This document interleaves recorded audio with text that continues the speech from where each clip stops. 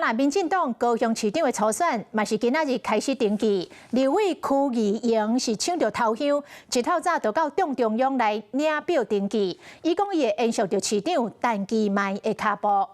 立委罗瑞良讲，伊是安排明仔载要去登记。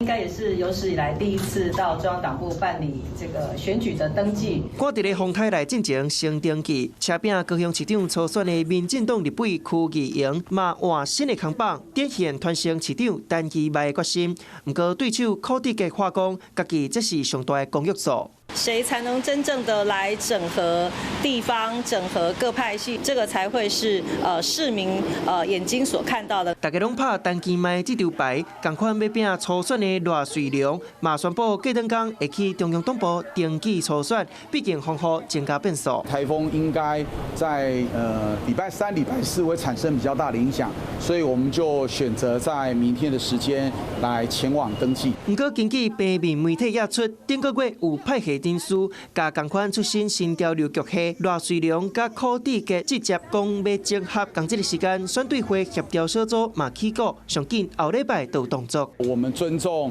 跟徐委员之间大家的一个默契，大家就是走初选的制度了哈，那也没有所谓的特别的一些私下协调这件事情。上个月没有啊。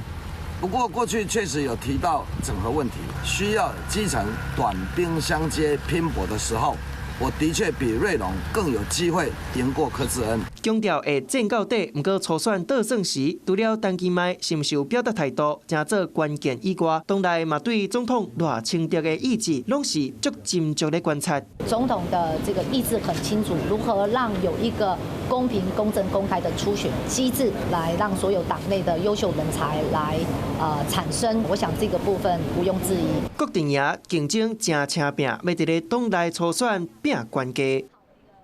Hello， 我是雷亚，想要抢先掌握最及时的新闻资讯吗？赶快订阅、按赞、开启小铃铛，锁定华视新闻 YouTube 频道。